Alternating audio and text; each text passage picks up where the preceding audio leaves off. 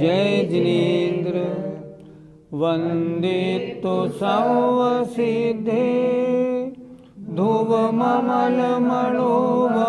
गदिं पत्ते वोच्छामि समय पाहुड मृणमोषुद केवली भणिदम्।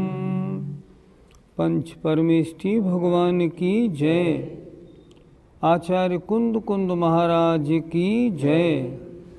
पिछली ज्ञानशाला में दो शब्दों पे चर्चा हुई थी, मोह से निर्ममत्व और धर्म से निर्ममत्व।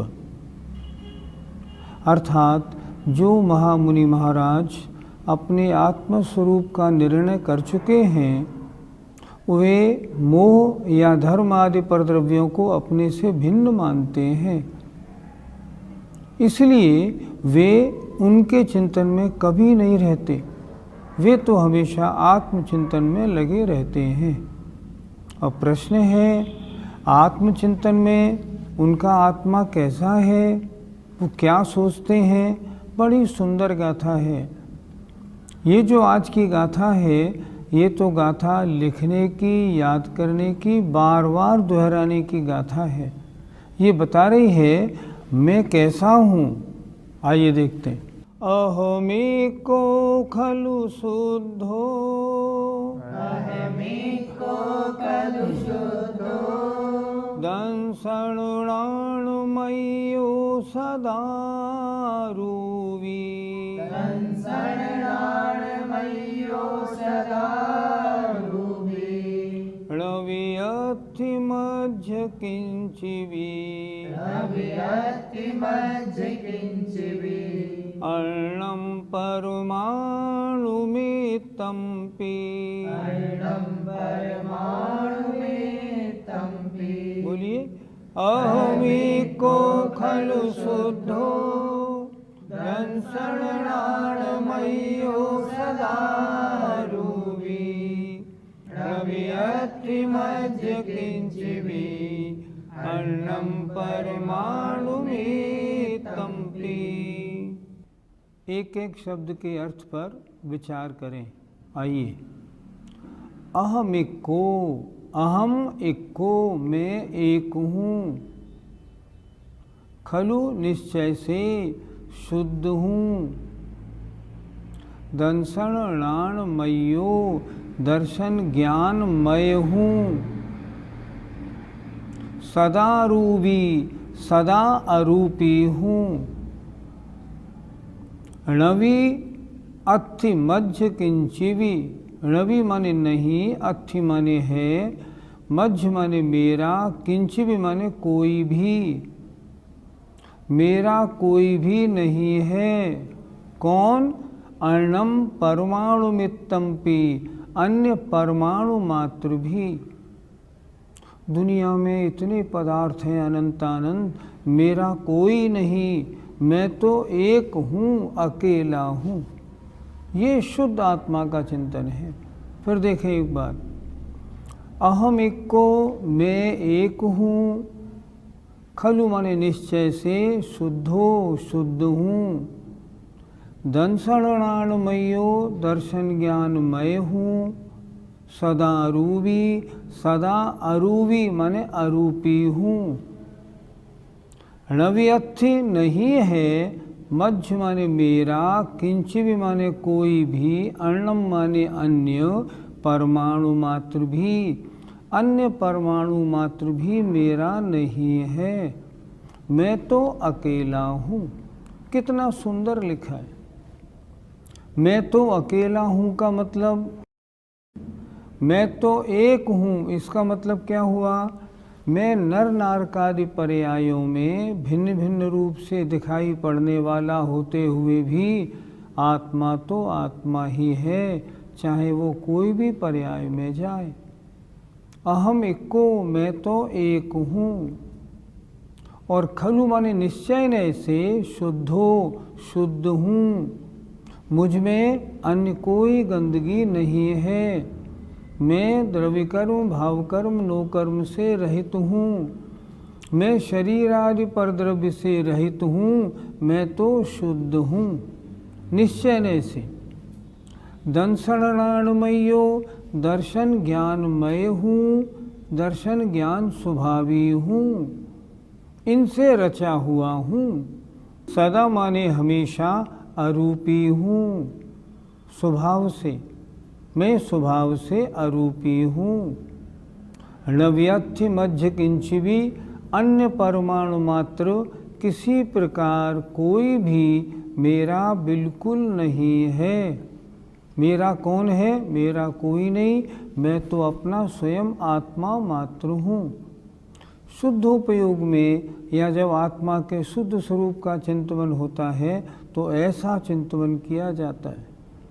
कभी आप सामायिक में बैठे हों और आपका मन आए कि हमको शुद्ध आत्मा का चिंतन करना है, तो समय सार की कुछ 5-10 गाथाएँ ऐसी हैं जिनका अगर आप चिंतन करेंगे बहुत आनंद आएगा। सब सांसारिक झगड़ों से हटके आत्मा ही आत्मा आपको दृष्टिगोचर होगी।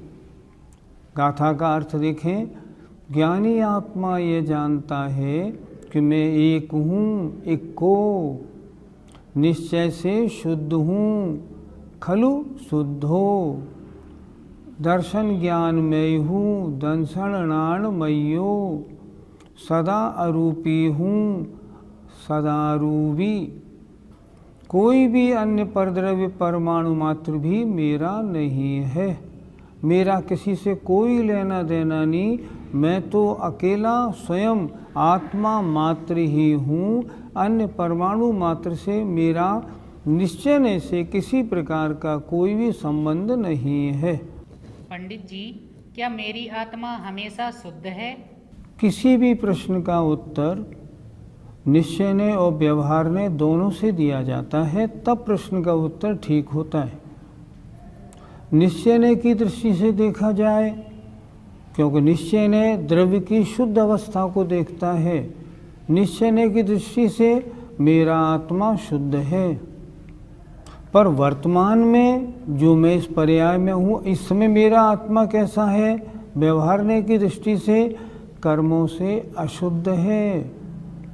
द्रव्य कर्म, भाव कर्म, नो कर्म के लगे होने से अशुद्ध है, शुद्ध नहीं। ये वर्तमान अवस्था पर्याय की अपेक्षा वर्तमान पर्याय में कैसा है? अशुद्ध है। स्वभाव में कैसा है? शुद्ध है, पर अभी शुद्ध हुआ नहीं है। जब से है तब से अशुद्ध ही है। हाँ, अगर मेरा पुरुषार्थ हो, भाग्य की अनुकूलता पड़ जाए तो मैं भी इसको शुद्ध कर लूँगा, और तब क्या कहलाऊँगा? तब मैं सिद्ध कहलाऊँगा। पंडित जी, क्या मेरा आत्मा राग द्वेष में नहीं है? इसका उत्तर भी हमें दोनों नयों से लेना पड़ेगा। व्यवहार ने वर्तमान पर्याय को विषय करता है। वर्तमान अवस्था में सुबह से शाम तक राग द्वेष के अलावा और मेरा आत्मा कर ही क्या रहा है? वर्तमान में मैं संसारी हूँ, मेरा आत्मा राग द्वेषमय है। इसलिए राग द्वेषमय कहने में आपत्ति नहीं, क्योंकि वह आत्मा का ही परिणाम है। लेकिन निश्चय से देखा जाए तो नहीं, मैं दर्शन ज्ञानमयी हूँ। मेरा स्वभाव कैसा है? दर्शन ज्ञानमय।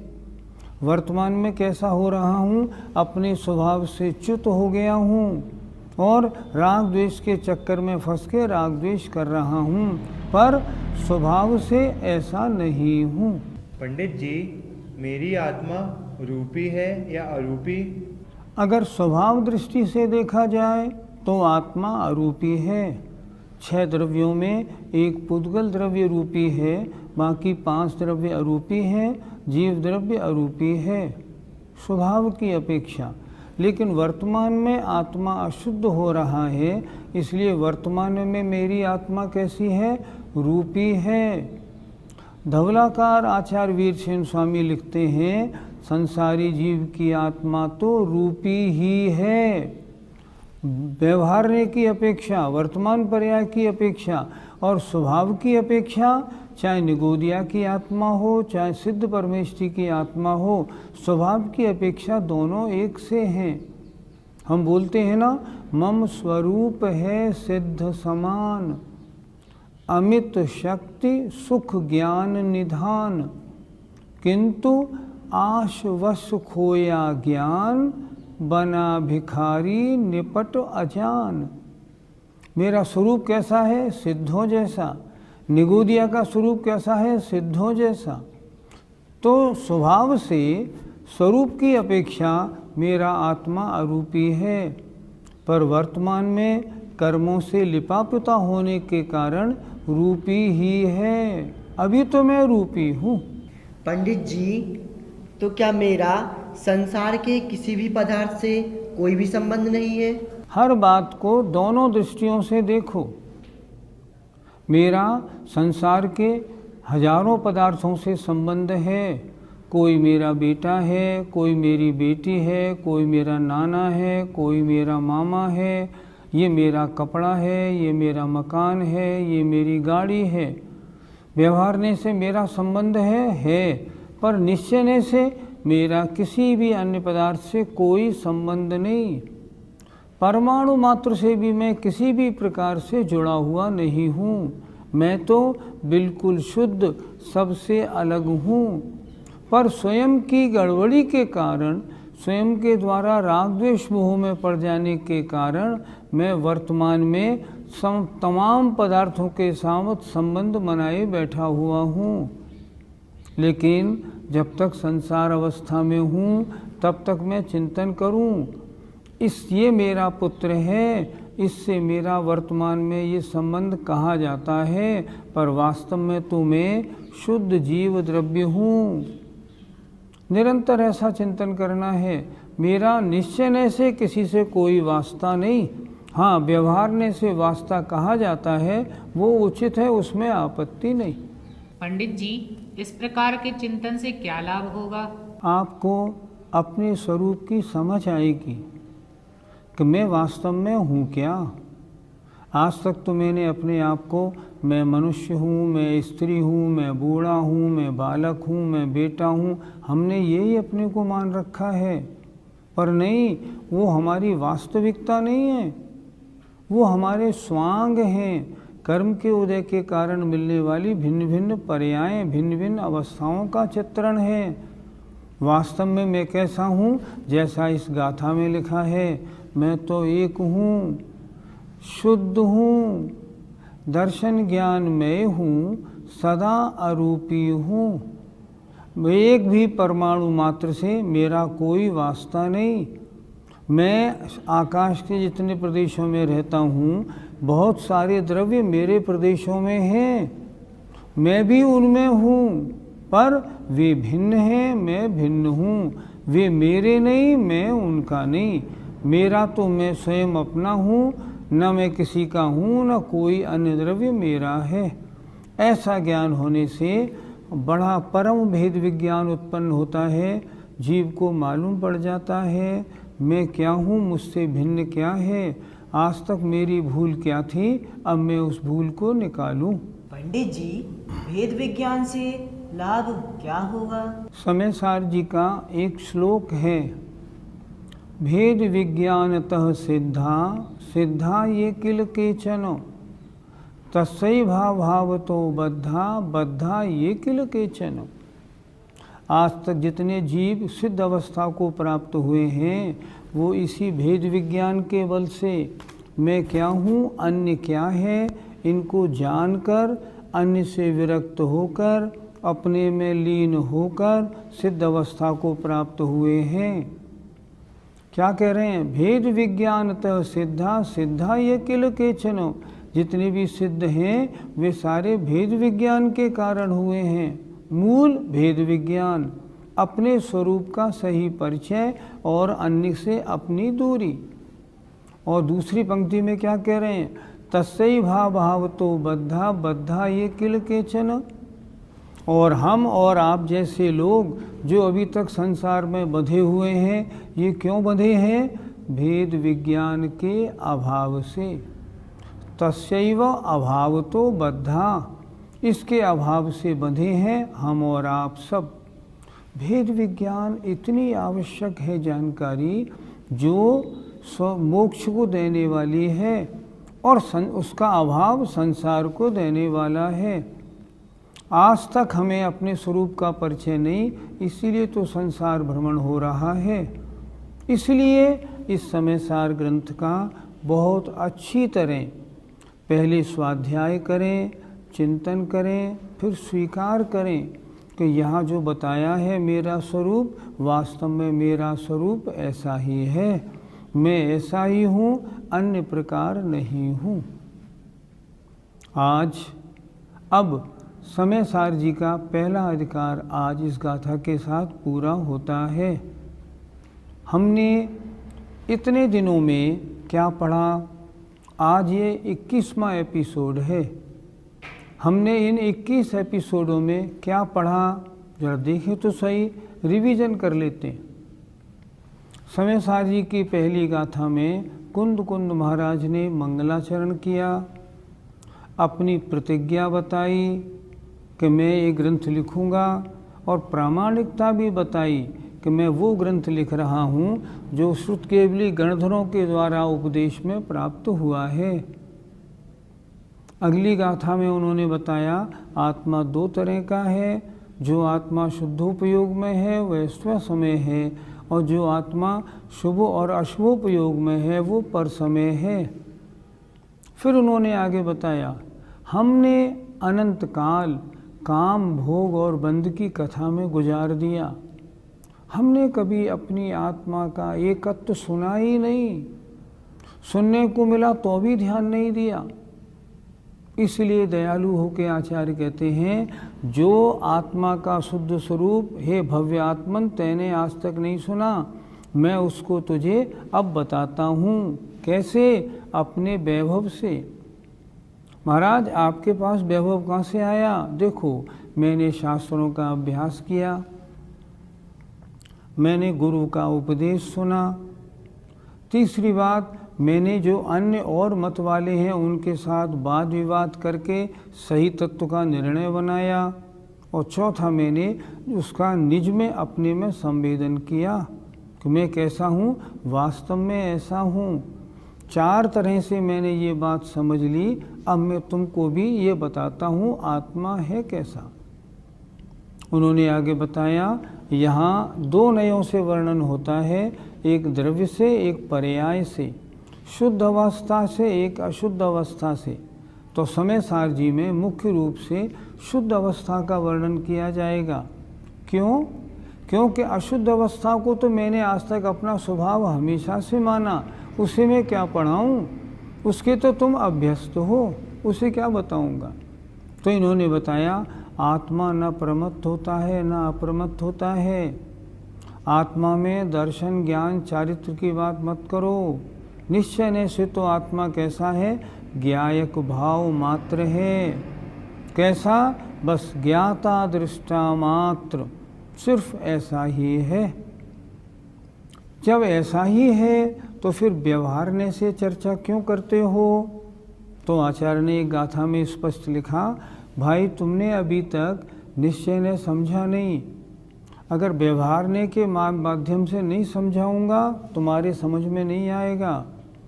अभी तुम प्राथमिक हो और प्राथमिक अवस्था में व्यवहारने कार्यकारी होता है। निश्चय ने किनको कार्यकारी होता है? जिन्होंने अपनी आत्मा का अनुभव प्राप्त कर लिया, जिन्होंने आत्मा का ज्ञान प्राप्त कर लिया, जो आत्मा में डुबकी लगाने वाले हैं, उनको मात्र निश्चय ने कार्यकारी है। वो व्यवहार से ये कभी नहीं सोचते मेरी कितनी इंद्री है, मेरी कौन सी गति है, मेरी कौन सी जाति है। नहीं नहीं, मैं तो शुद्ध हूँ, यही सोचते हैं। आचार्य ने फिर आगे बताया सबसे बड़ी बात आत्मा को निश्चय के अनुसार देखना कैसे है। मैं आपको समय सार का पहले अधिकार का पूरे का एक हल्का सा रिवीजन करा रहा हूँ। आत्मा कैसी है मेरी? उन्होंने कहा देखो, अगर निश्चय से आत्मा को देखा है तो समझो मेरे शरीर में रहती हुई भी आत्मा न शरीर से बंधी है न छुपी है। ये अन्य प्रकार नहीं। निश्चय से तो आत्मा चाहे निगूढ़ अवस्था में हो चाहे सिद्ध अवस्था में, आत्मा तो आत्मा ही है।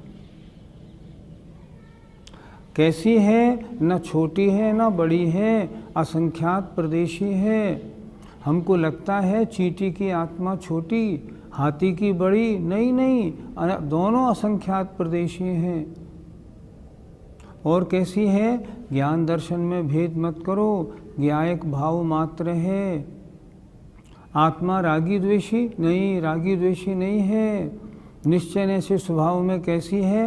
राग द्वेष से रहित शुद्ध स्वभावी है।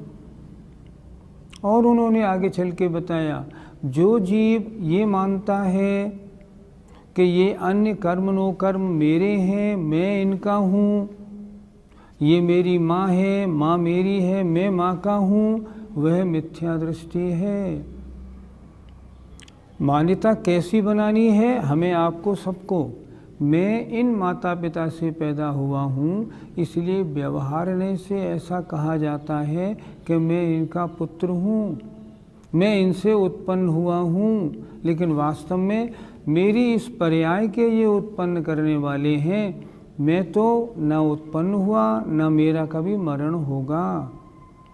व्यवहारने से ये मेरे माता पिता, ये मेरी पत्नी बच्चे हैं, वास्तव में न कोई मेरा माँ है न पिता है। मैं तो शुद्ध आत्मस्वरूप ज्ञायक भाव मात्र हूँ। अगर जब तक ऐसी बुद्धि नहीं बनेगी तब तक ये अज्ञानी कहलाएगा। उसके बाद इन्होंने बताया कि मैं अन्य का नहीं हूँ, अन्य मेरा नहीं है। मैं अन्य का नहीं था, अन्य मेरा नहीं था। मैं अन्य का कभी भी नहीं होऊंगा, अन्य मेरा कभी नहीं होगा। मैं ही रहूँगा, अन्य ही रहेगा। अन्य किसी भी पर पदार्थ से मेरा कोई वास्ता नहीं। मैं जिस पर्याय में जन्म लूँगा उस पर्याय में तरह तरह के संबंध जुड़ेंगे तो, लेकिन वो जो संबंध जुड़ेंगे सब वैभाविक होंगे, स्वाभाविक नहीं। व्यवहारने से उनसे मेरा संबंध माना जाएगा, निश्चय से मेरा उनका कोई संबंध नहीं है। इन्होंने आगे चल के और स्पष्ट किया, शरीर आत्मा का नहीं, आत्मा शरीर नहीं, दोनों अलग अलग हैं। प्रश्न उठा, हम तो भगवान का स्तवन शरीर के माध्यम से करते हैं, 500 धनुष, उत्तुंग काया, सोने जैसा शरीर, तो क्या हमारा स्तवन गलत है? आचार्य कहते हैं हाँ, निश्चय की दृष्टि से गलत है, व्यवहारने की दृष्टि से सही है। व्यवहारने पर्याय की बात करता है, निश्चय ने द्रव्य की बात करता है।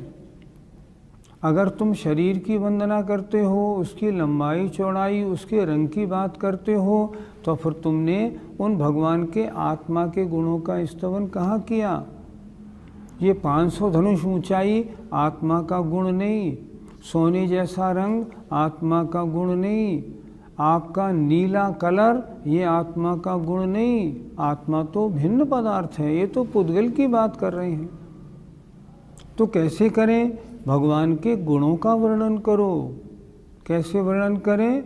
ये न क्षता मन मथमान मूर्छा, कर्मन की 63 प्रकृति नाश, जीते 18 दोष राश, ये परम सुगुण है अनंत धीर। ये गुणों की चर्चा है, ये निश्चय स्तुति है। और अगर आपके माता पिता ये थे, आपने इस नगरी में जन्म लिया, आपकी लंबाई ऊंचाई इतनी थी, आपकी आयु इतनी थी, ये बात करेंगे तो ये शरीर की चर्चा है। आचार्य ने कितनी अच्छी तरह समझाया, नगर का वर्णन करने से राजा का वर्णन नहीं होता, उसी तरह शरीर का वर्णन करने से उस शरीर वाली जो आत्मा है उसका वर्णन नहीं होता। आपने मेरे शरीर का वर्णन किया, मेरे गुणों का वर्णन कहाँ हुआ? तो उन्होंने फिर बात की, तो आत्मा के गुणों का वर्णन कैसे करें? तो आचार्य ने बताया, देखो जो आत्मा पंच इंद्रियों को जीते हुई है उसे कहते हैं जितेंद्रिय। जिन्होंने मोहिनी को जीत लिया उस आत्मा को कहते हैं जितमोह। जिन्होंने मोहिनी का क्षय कर दिया उसे कहते हैं क्षीण मोह। ऐसे ये है आत्मा की स्तुति। आत्मा की स्तुति करने में अपार आनंद, महान पुण्य का बंध होता है। तो ऐसे अगर किया गया मान लो, तो जब ऐसे सोचता है तो अन्य वस्तुओं से अपने को दूर कैसे कर लेता है? तो आचार्य ने समझाया, जब उन मुनि महाराज को ये मालूम पड़ जाता है ये मेरे हैं ही नहीं, न ये मेरे हैं न मैं इनका हूँ, फिर मैं इनके चक्कर में क्यों पड़ूँ? कोई वस्तु किसी ने आपको दिखाई, आपने उस पर नाम देखा, नहीं ये तो उसकी है, नहीं नहीं ये मेरी नहीं है, इसे हटाओ। तो जब मुनि महाराज ने ये जान लिया कर्म के उदय के कारण ये राग द्वेष आदि परिणाम होते हैं, तो ये कर्म के हैं, मेरे नहीं, मेरा स्वभाव है ही नहीं, इसलिए ऐसा मान करके वो उनसे दूर हो जाते हैं। और जब दूर हो जाते हैं तब बनती है निर्विकल्प अवस्था, निर्विकल्प समाधि, तब कहते हैं शुद्धोपयोग। और जब शुद्धोपयोग में आते हैं तब मोहिनी कर्म से कोई वास्ता नहीं, धर्म आदि द्रव्यों से कोई वास्ता नहीं, किसी से कोई वास्ता नहीं रहता। उस समय वह जीव, वे मुनि महाराज अपने आप को कैसा चिंतन करते हैं? जो गाथा आपने आज पढ़ी है, अहम इक्को, मैं एक हूँ, शुद्धो, मैं निश्चय से शुद्ध हूँ, दंसणानुमयो, दर्शन ज्ञानमय हूँ, सदा रूपी सदा अरूपी हूँ, मेरा परमाणु मात्र भी, कोई मेरा रंच मात्र भी नहीं है। और यहाँ आकर ये बता दिया उन्होंने, तुम्हारी असलियत क्या है। वास्तव में हम और आप जो समय सार पढ़ रहे हैं वो ये चिंतन करें कि हम हैं क्या और अभी तक हम मानते क्या रहे। कितना मिनट हो गया? अभी तक की मेरी मान्यता गलत थी। मैंने अपने को शरीर रूप माना, परिवार वालों को मैं अपना आज भी मान रहा हूँ, मैं अपने सुख दुख को सुख दुख मानता हूँ, अच्छे बुरे को अच्छा बुरा मानता हूँ। सब गलत धारणाएं हैं। बड़े भाग्य से आचार्य कुंद कुंद महाराज द्वारा लिखा हुआ समय सार हमें सुनने को मिला है। अगर हम आज भी नहीं पलटे तो इससे अच्छा शास्त्र जैन आगम में आत्मस्वरूप का बताने वाला कोई नहीं है। हम इसको अच्छी तरह सुने और निर्णय बना लें, मैं तो शुद्ध आत्मस्वरूपी हूँ।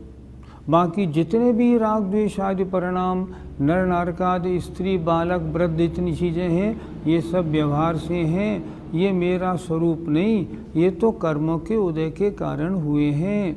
यदि ऐसा बनेंगे, समय सार की क्लास सफल, आपका सुनना भी सफल, हमारा आपसे निवेदन करना भी सफल। मुझे उम्मीद है ज़रूर जो चीज़ आज तक नहीं सुनी थी, नहीं मानी थी, उसे सुनेंगे, मानेंगे, अपना जीवन बदलेंगे। पद्यानुवाद पे ध्यान दीजिए। हूँ शुद्ध पूर्ण दृग बोधमयी सुधा से, मैं एक हूँ पृथक हूँ सबसे सदा से, मेरा न और कुछ है नित में अरूपी, मेरा नहीं जड़मयी यह देह रूपी। जय जिनेन्द्र।